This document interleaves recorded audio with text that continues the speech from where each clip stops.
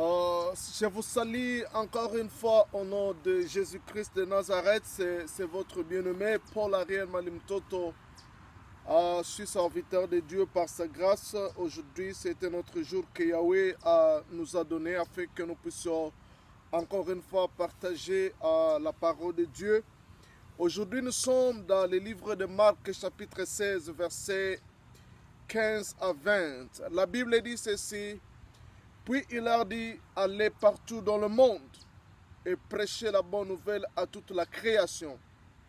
Celui qui croira et qui sera baptisé sera sauvé, mais celui qui ne croira pas sera condamné. Voici les miracles qui accompagneront ceux qui auront cru. En mon nom, ils chasseront les démons, ils parleront de nouvelles langues, ils saisiront des serpents, s'ils boivent quelques breuvages mortels, ils ne leur feront point de mal. Ils imposeront les mains aux malades et les malades seront guéris. Parole du Seigneur.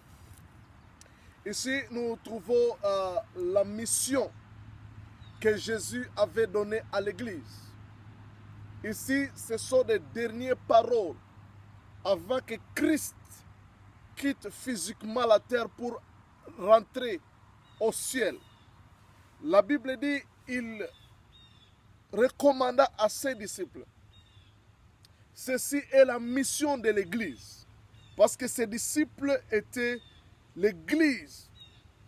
Et ce que Jésus leur avait dit, c'est un message de génération à génération qui garde le même pouvoir. La recommandation d'aller partout dans le monde.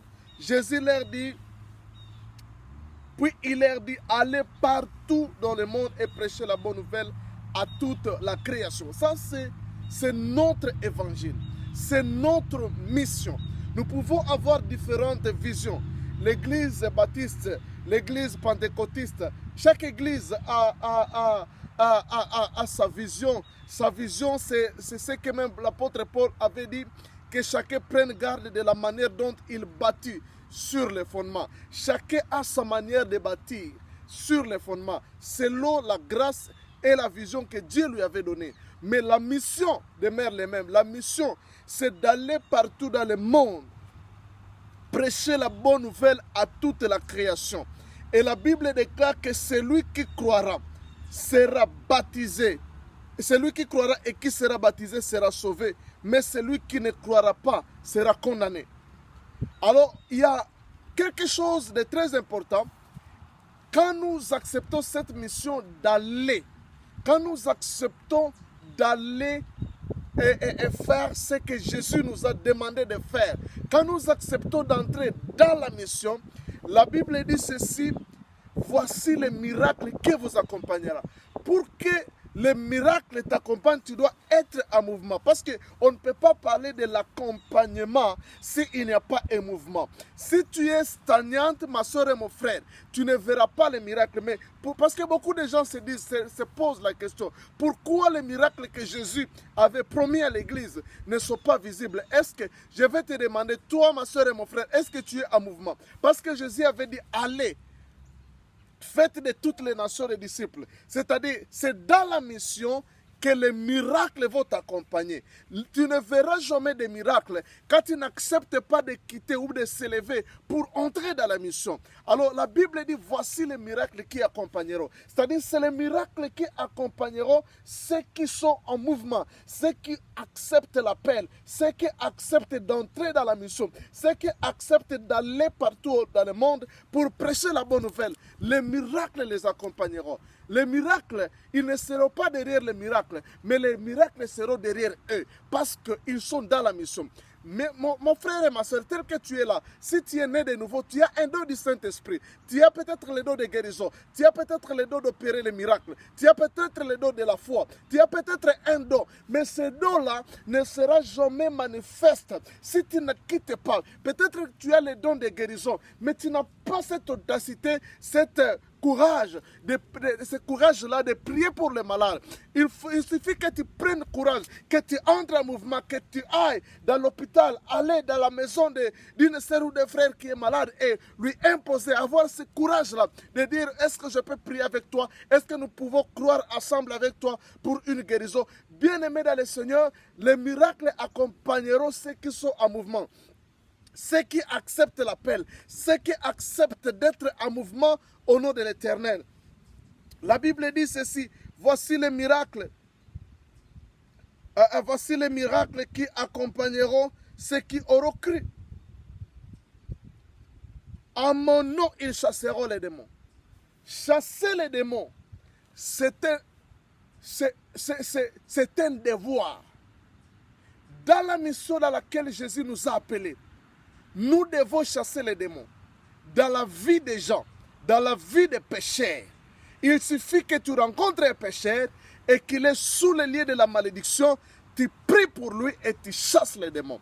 On ne chasse pas les démons dans la vie des chrétiens, mais on chasse les démons dans la vie des non-croyants. Parce que lorsque tu crois, Jésus te délivre de tout, parce que la Bible dit qu'il nous a délivrés.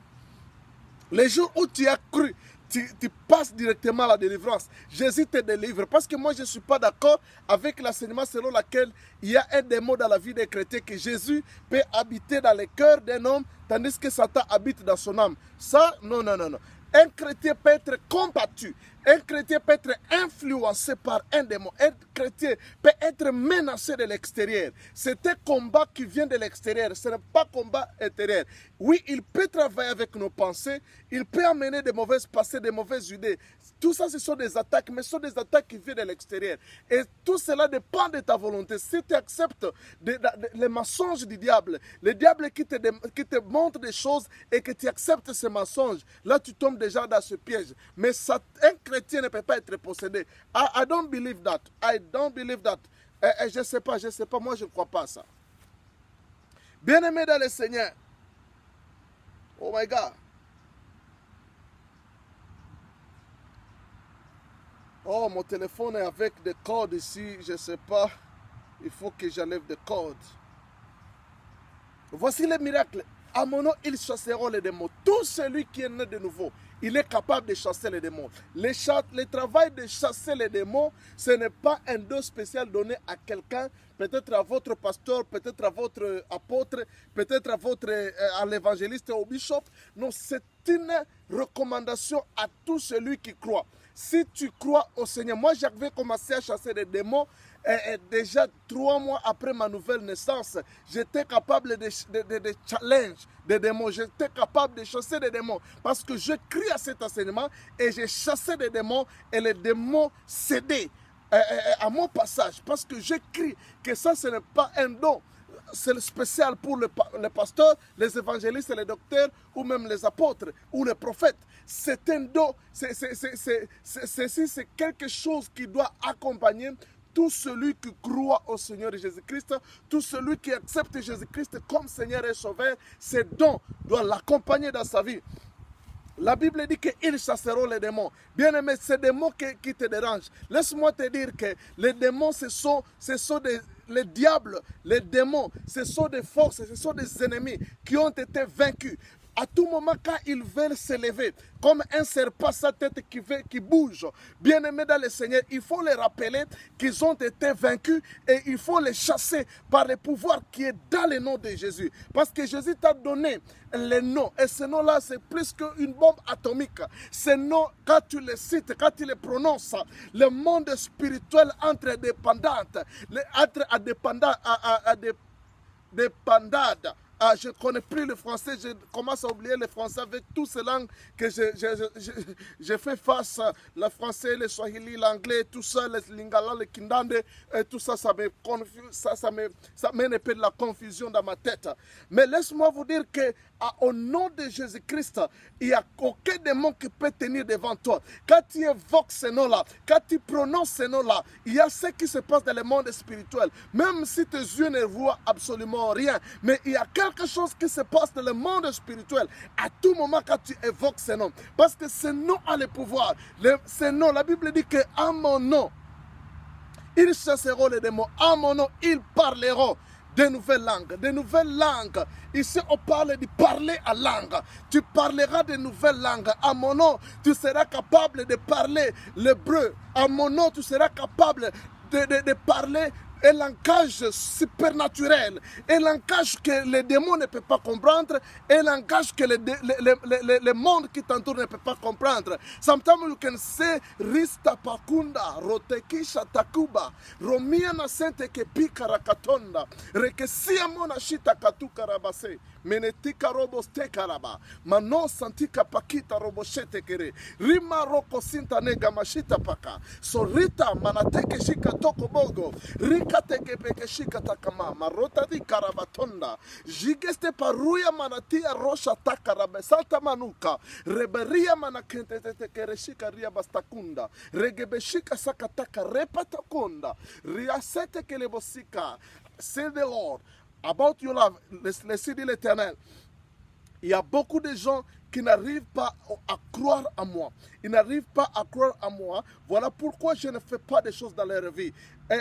Et si dit l'Éternel, il y a beaucoup de gens que l'Éternel dit qu'ils confessent son nom, mais ils ne croient pas à lui. Il ne croit pas à lui. Il prie, mais il ne croit pas. Tu pries pour la guérison, mais tu ne crois pas à la guérison. Tu pries pour la délivrance, mais tu ne crois pas à la délivrance. Et les preuves en est que tu te lamentes parce que tu vois que les choses tardent. Mais tu n'arrives pas à croire que le Dieu d'Abraham, d'Isaac et de Jacob, it doesn't matter le temps que cela peut prendre, mais il m'a déjà écouté. C'est une question de temps et Dieu va faire. Yukasteke ria mastoko robosanda la basente bekashankala. Rostim manasteke rebesanta. Et si dit l'Éternel, il suffit que tu crois à moi, tu verras la gloire de Dieu. Il suffit que tu crois à moi, tu verras ma gloire. Riastoko monostika rabastende rebeshikaraba. Standa rabasanda regastendo lobosanda laba. Stekia mosto korobostika rabasanta. Istapa korobostende rebeshika sakara. Is the time. C'est le temps que tu dois commencer à croire et tu verras ma gloire. Tu dois croire que je suis de ton côté. Tu dois croire que je suis là pour toi. Ainsi dit l'Éternel. Amen. Père, je suis dans la prédication. Laisse-moi continuer.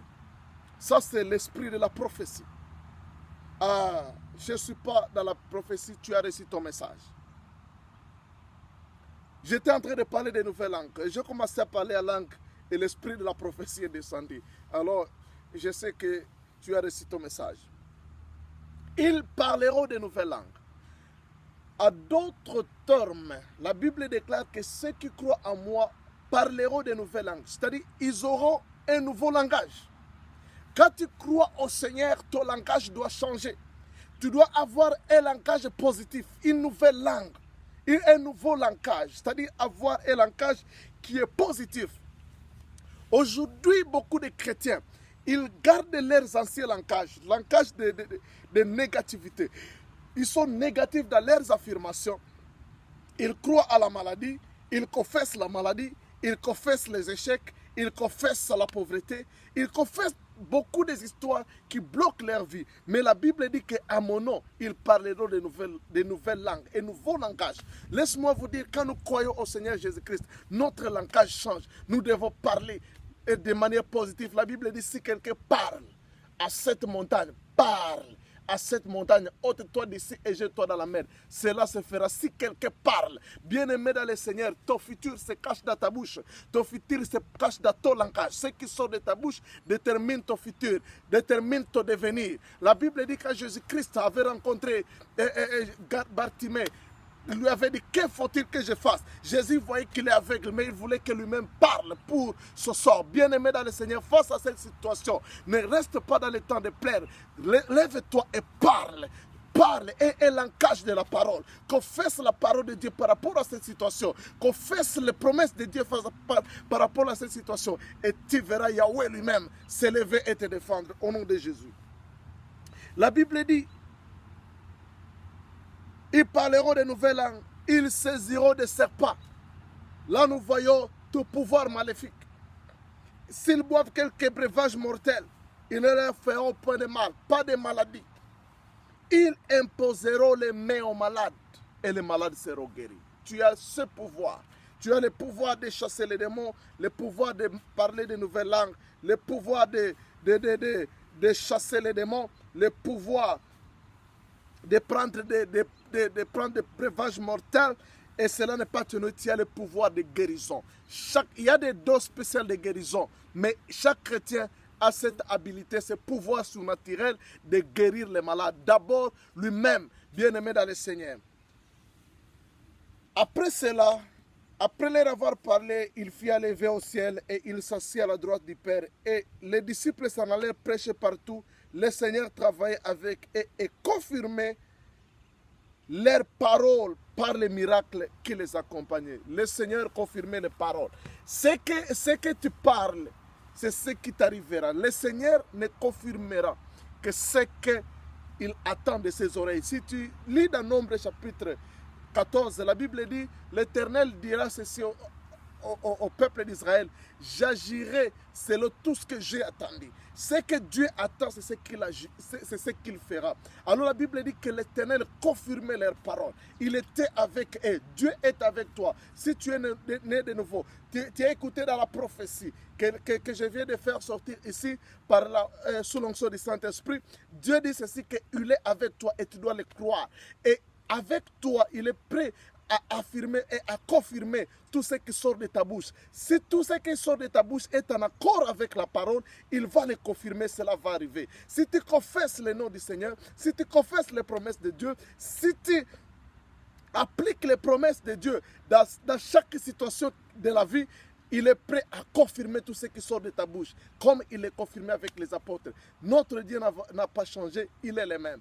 Que Dieu te bénisse. Alléluia. Amen.